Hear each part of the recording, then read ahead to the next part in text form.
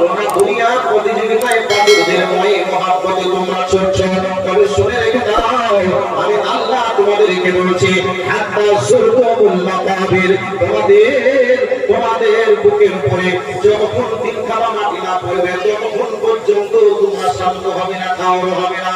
এই আয়াত পায়ে সূরা অবতীর্ণ হওয়ার কারণ আপনাদেরকে বলে দিই, যার নাম হলো সানি নজরুল। এই আয়াত অবতীর্ণ হওয়ার আগে অবতীর্ণ হওয়ার পরে এবার কি ঘটনা ঘটনা বলে দিই। বিশ্বনবী আমার পেটে এত ক্ষুধা লেগেছে, বিশ্বনবী আমার বাড়িতে আর থাকতে পারলেন না, বাড়িতে না থাকতে পেরে এবার তিনি রাস্তায় বার হয়ে গেছেন। এত প্রচন্ড রোদে ভাই, প্রচন্ড রোদে মাথার চাঁদি যেন টকবক টকবক করে পড়বে, চেহারা যেন কালো হয়ে যাবে, এইরকম প্রচন্ড রোদ। এই রোদকে রোদ মনে না করে পেটের ক্ষুধা যন্ত্রণায় নবী আমার বাড়ি থেকে পার হয়ে চলে এসেছেন। এই বাড়ি থেকে পার হয়ে এসে দেখছেন হযরতে আবু বকর বাড়ির বাইরে এসে যেন দাঁড়িয়ে আছে। এমন অবস্থায় নবী আমার বলছেন, আবু বকর তোমাকে কোন জিনিসে বলো এই প্রচন্ড রোদে বাড়ি থেকে পার করেছে তুমি বলো। এবার আবু বকর বলছেন, নবী গো আমার পেটে এত ক্ষুধা লেগেছে, এই ক্ষুধার কারণে আমি যেন বাড়ি থেকে এই রোদে এসেও যেন একটু শান্ত হচ্ছে, শান্তি পাচ্ছি, কাজে বাড়িতে থেকেও পেটের যন্ত্রণায় আমি সুস্থ থাকতে পারলাম না, আমি বাড়ি থেকে পার হয়ে চলে এসেছি। ওই কথা শুনে নবী আমার বলছেন, আবু বকর তোমাকে যেই জিনিসে পার করেছে আমি নবী মুহাম্মদকে ওই জিনিসে পার করেছি। ওহি অবতীর্ণ হলো, জি সূরা তাকাসুর অবতীর্ণ হলো। এভাবে তাকাসুর অবতীর্ণ হয়ে আল্লাহ পাক বলছেন, শুনে রাখো তোমাদেরকে দুনিয়ায় পাথর যেই তোমাদেরকে ঘুরিয়ে রাখছে, এই দুনিয়ার পাথর যেই রুজি উপার্জনের মাধ্যম তৈরির মাধ্যমে তোমরা তোমাদের জীবনের মূল্যবান সময়কে নষ্ট করে তোমরা তোমাদের পরকালকে ধ্বংস করছো। আল্লাহ পাক বলছেন, হাত্তা যুরতুল মাকাবির, তোমরা ততক্ষণ পর্যন্ত শান্ত হবে না যতক্ষণ তোমরা কবরে প্রবেশ না করবে। আল্লাহ পাক এই কথাটা বলেছেন। এবার এই আয়াতের অনেক কিছু কথা আছে। আল্লাহ পাক বলছেন যে তোমাদেরকে প্রত্যেকটা জিনিসের নিয়ামত সম্পর্কে প্রশ্ন করা হবে, প্রত্যেকটা রিজিকের ব্যাপারে প্রশ্ন করা হবে। সুম্মা লা তুসআলুনা ইয়াওমা ইযিন আনিন নাঈম। হযরত ওমর রাদিয়াল্লাহু তাআলা শুকনো খাজুর খাচ্ছেন, শুকনো খাজুর, ওই শুকনো খাজুরটা যখন ওমর খাচ্ছেন নবী আমার বলছেন, ওমর এই যে শুকনো খাজুরটা তুমি গ্রহণ করছো বা খাচ্ছো, এই শুকনো খাজুরের হিসাব দাও, তোমাকে আল্লাহর কাছে দেওয়া লাগবে, হিসাব দেওয়া লাগবে লাগবে লাগবে। এই কথা নবী ওমরকে বলছেন। আর ওমর তখন বলছেন, ইয়া রাসূলুল্লাহ প্রচন্ড ক্ষুধা, আর এই প্রচন্ড ক্ষুধার অবস্থাতে আমি এই যে শুকনো খাজুর খাচ্ছি, এই খাজুরটার হিসাবও আল্লাহর কাছে দেওয়া লাগবে। তো এমন কোন রুজি নেই যে রুজিটা ভক্ষণ করলে আল্লাহর কাছে হিসাব দেওয়া লাগবে না, এটা নয়। হিসাব দেওয়া লাগবে, যতটুকু প্রয়োজন ততটুকু খেতে হবে, যত প্রয়োজন নেই তার বেশি কিছু খাওয়া যাবে না বা গ্রহণ করা যাবে না।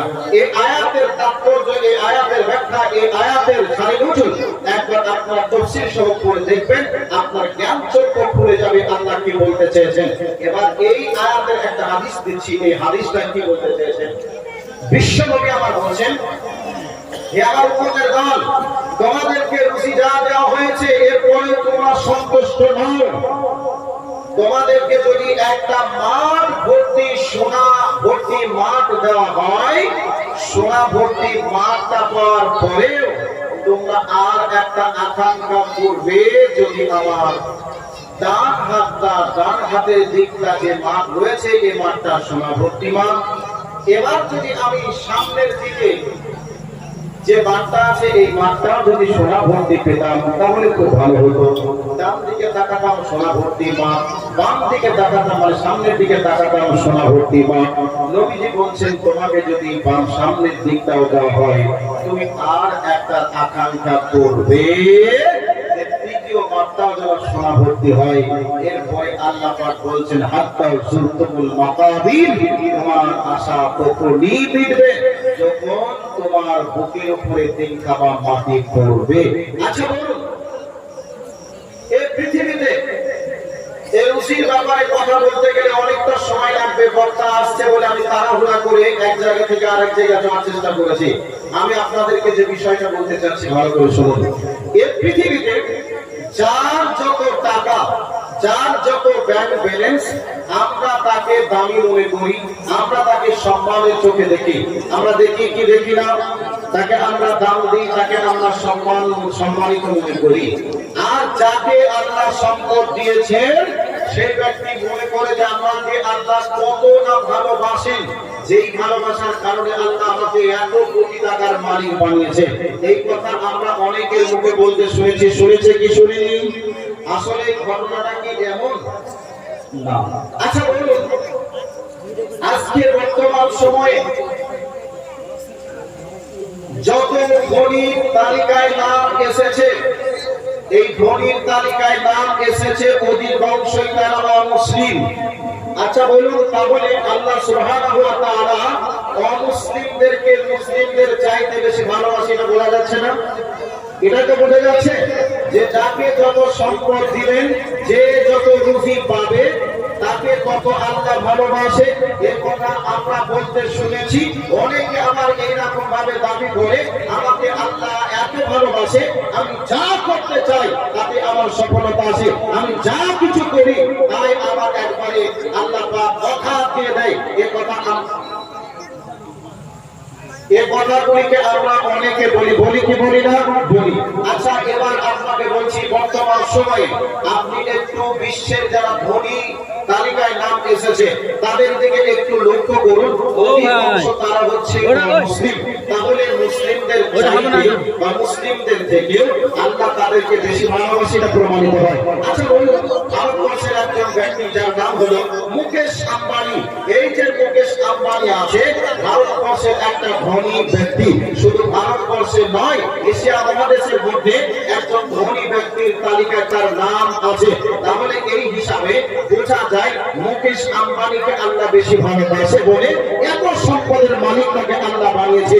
বিলগেটস এর একটা ধনী তালিকায় তার নাম আছে। আচ্ছা বলুন, তাহলে এই ব্যক্তিটাকে মনে হচ্ছে যেন আমার আল্লাহ অত্যন্ত ভালোবাসে বলে আজকে তাকে এত সম্পদ দিয়েছে। এগুলিকে আমরা মনে করি আসলে কি এটা না। আল্লাহ ভালোবাসে তাকেই তখনই বুঝবেন যখন দেখবেন ওই ব্যক্তি কোরআন এবং সুন্নাহর আলোকে নিজের জীবন অতিবাহিত করতে পারছে। ওই ব্যক্তিকে আল্লাহ ভালোবাসে, তাহলে সে না খেতে পারলে একে আল্লাহ ভালোবাসে, এটা তার প্রমাণ। এবার বলবেন ঠিক এরকম কি প্রমাণ আছে? জি, আপনাকে প্রমাণ দিই। একজন নবী ছিলেন, তার নাম হলো হযরত ইউসুফ আলাইহিস সালাতু ওয়াস সালাম। ইউসুফ আলাইহিস সালাতু ওয়াস সালাম তিনি জেলের মধ্যে ছিলেন। তো জেলে মানুষ গিয়ে কি ভালো মন্দ আরামে খেতে পায় আর আরামে ঘুমাতে পায় এরকম কি না? বাংলাদেশের আয়না ঘরের নাম আপনারা শুনছেন, কত ভয়াবহ জায়গা। তো জেল সেরকম ভয়াবহ জায়গা। তো হযরত ইউসুফ আলাইহিস সালাতু ওয়াস সালাম একটা নবী হওয়ার পরে সেই নবীকে জেল কাটালেন। বিশ্ব নবীর মতো একটা মহান মানুষকে পাথর বেঁধে থাকতে হয়েছে। তার মানে কি বোঝা গেল যে আল্লাহ ইউসুফকে ভালোবাসতেন না, বিশ্ব নবীকে ভালোবাসতেন না? এটাই কি তার প্রমাণ হয় কি হয় না? আসলে না। হযরত ইউসুফ আলাইহিস সালাতু ওয়াস সালামকে আল্লাহ ভালোবাসেন বলে যে ওই সুলাইখার ব্যভিচার নামক অপরাধ থেকে আল্লাহ তাকে হেফাজত করে আল্লাহ তাকে জেলখানার মাটিতে ভালো মনে করেছিলেন বলে তাকে জেলখানাতে স্থান দিয়েছিলেন, তার ঈমানকে বাঁচিয়েছিলেন। বন্ধু, আমি আগেই বলেছি, নবীজির হাদিস হলো এই পৃথিবীটার মূল্য আল্লাহর কাছে একটা মাছির দামের সমানও নেই, একটা মৃত ছাগলের সমানও নেই।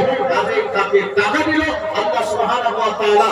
বিশ্বনবী আল্লাহ পাক বলেছেন যে আল্লাহ কাউকে সম্পদ দিয়ে ভালোবাসেন তার প্রমাণ করেন, আবার কাউকে সম্পদ না দিয়ে ভালোবাসেন এটাও তার প্রমাণ করে। তাহলে আপনাকে একটা জিনিস আপনাকে দেখালাম যে বিশ্ব নবীকে অভাবে দিন কাটাতে হয়েছে, হযরত ইউসুফকে জেলের মধ্যে দিন পার করতে হয়েছে।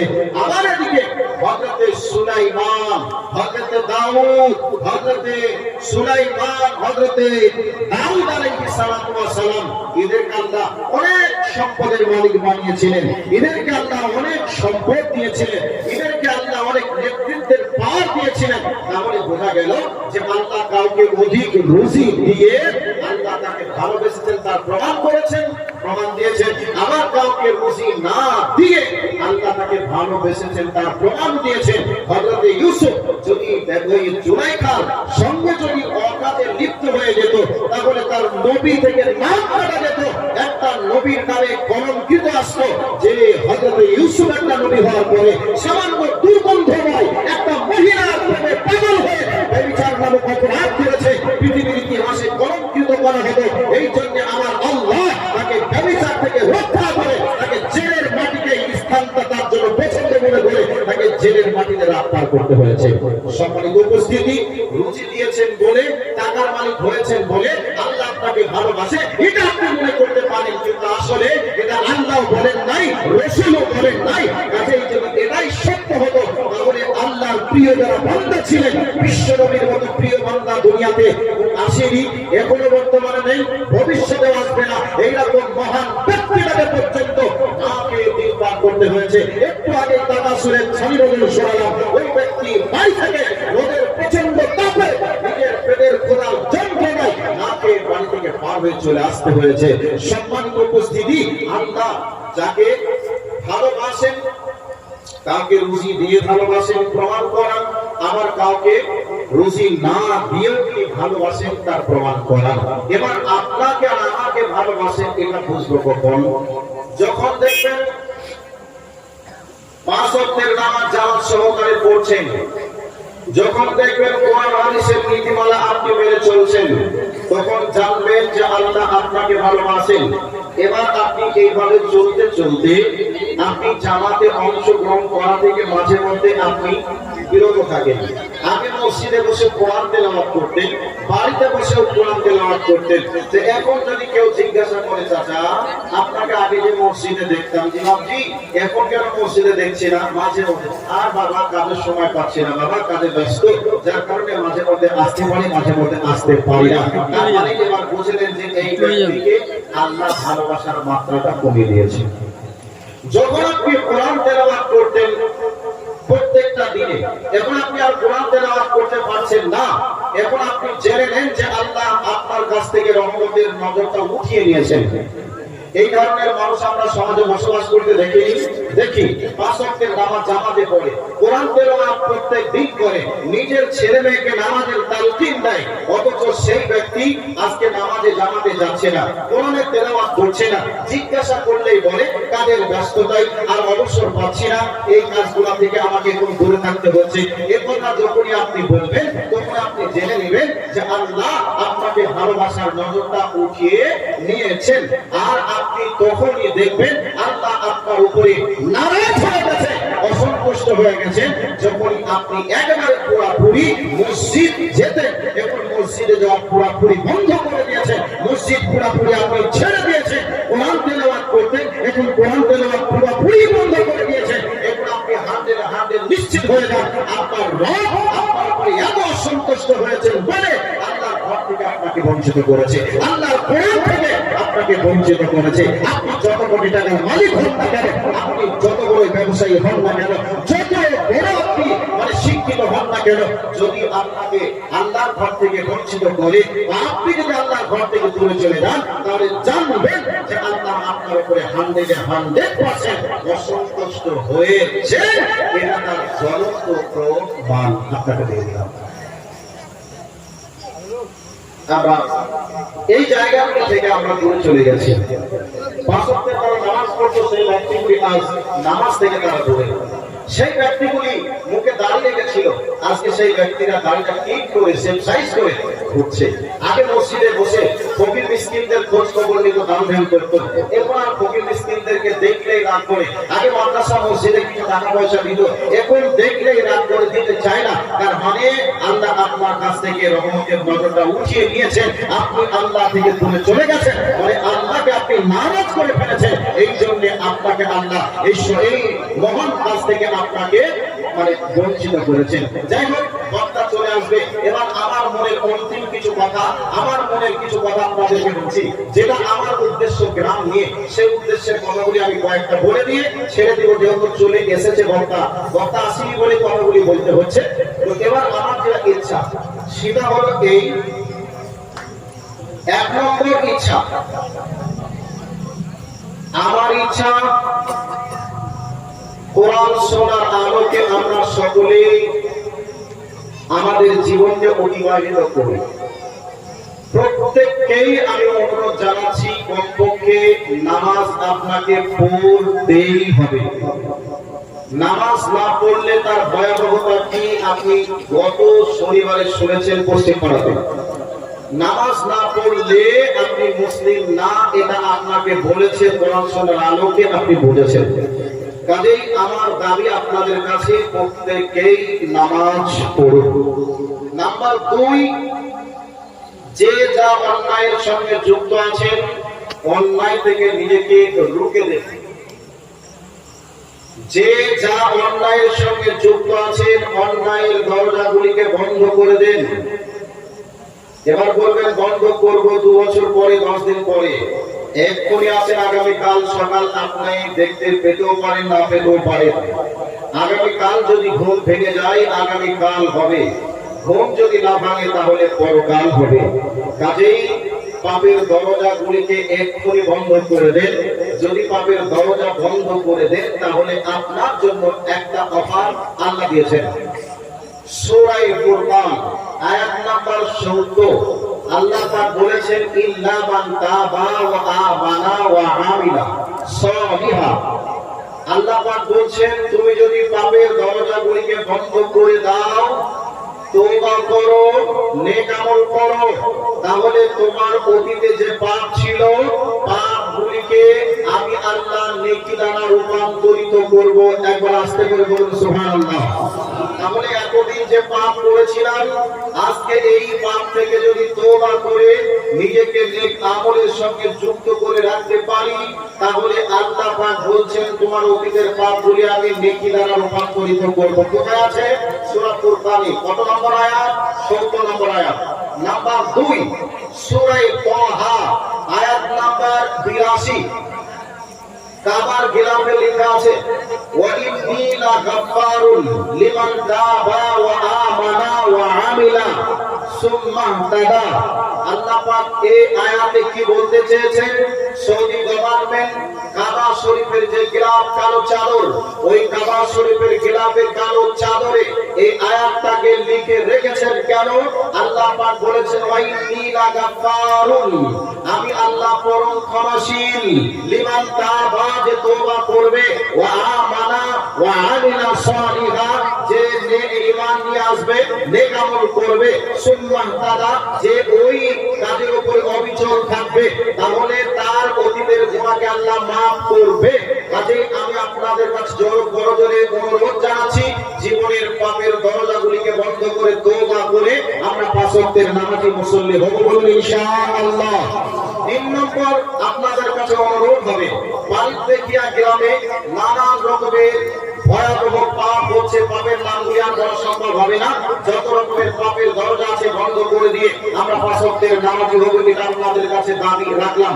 আজকে আপনাদের কাছে পশ্চিম বাংলার খ্যাত নামাজ যারা বক্তা, তাদেরকে আমি হাজির করেছি শুধু আপনাদের জন্য, আমার জন্য নয়। আমার ভাই রাহুল আমার থেকে বয়সে অনেক ছোট। এই নদিয়ার মাটিতে সর্বপ্রথম আমি নিয়ে এসেছিলাম। নদিয়ার মাটিতে সর্বপ্রথম নিয়ে আসার পরে নদিয়ার মানুষ চিনল।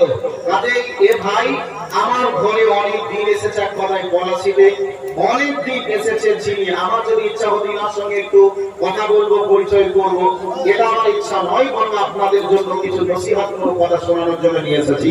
কাজেই আপনাদের কাছে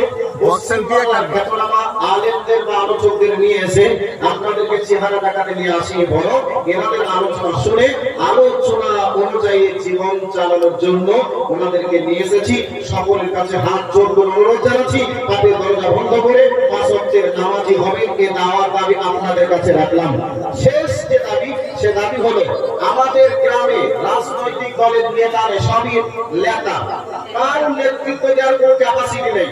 আমি দায়িত্ব নিয়ে বলছি, তুই যত বড় নেতৃত্ব আমাকে 2 বছর করতে হবে। নেতৃত্বের বিষয়ে ক্যাপাসিটি শিখতে গেলে শিখতে হবে, আমার কাছে পড়তে হবে, খাতা কলম নিয়ে নেতার নেতৃত্ব কি করে দিতে হয়, বিদ্যাপতি কিছু নেই, সর্বদা নেতা, অথচ গ্রামের রাজনৈতিক মনোভাব নিয়ে আমরা সবাই চলাচল করি। পালিত থেকে রাজনৈতিক নেতাদের কোনো দাম নেই, মান নেই, মর্যাদা নেই।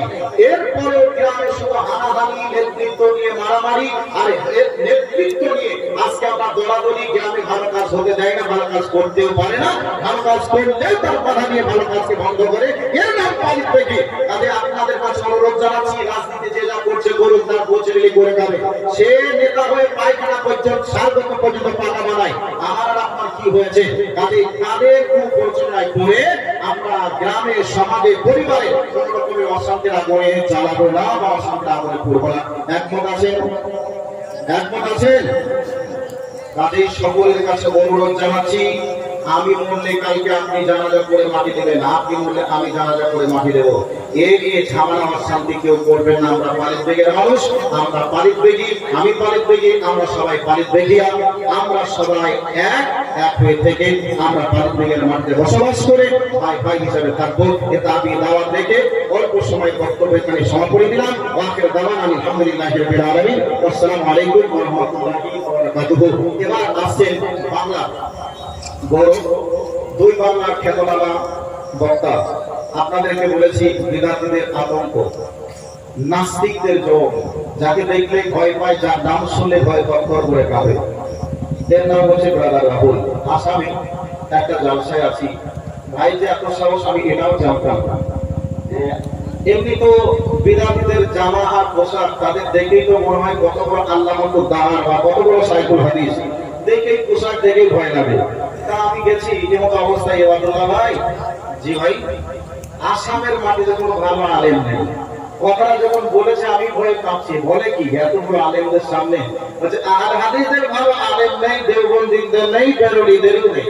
কাজেই আসামকে আবাদ করলে আমরা করবো। এত বড় কথা যখন বলেছে আমার তো ভয় হয়েছে। তো কাজেই যার নাম শুনলে সকলে ভয় পাই, তিনি হচ্ছেন ব্রাদার রাহুল, আমার সিংহের ভাই। এসে গেছে, বক্তব্য রাখবেন, শুনুন। আর বলেছি প্রশ্ন উত্তর হবে, প্রশ্ন যার যা মনে চাইবে, আস্তিক নাস্তিক, ধর্মীয় বেধর্মী যে হোক, লিখে আপনারা জমা করুন, প্রশ্ন উত্তর হবে ইনশাআল্লাহ। আসসালামু আলাইকুম ওয়া রাহমাতুল্লাহ। ভুল ত্রুটি যদি হয়ে থাকে, বললাম যে একটা বড় কথা বললাম, 2 বছর পড়তে হবে, কথা বলে অনেকে রাগ করতে পারেন, বলেছে আলাদা একটা উদ্দেশ্য আছে, কাজেই রাগ করলে ক্ষমা করবেন। এখান থেকে সমাপনী দিচ্ছে। আসসালামু আলাইকুম ওয়া রাহমাতুল্লাহি ওয়া বারাকাতুহু।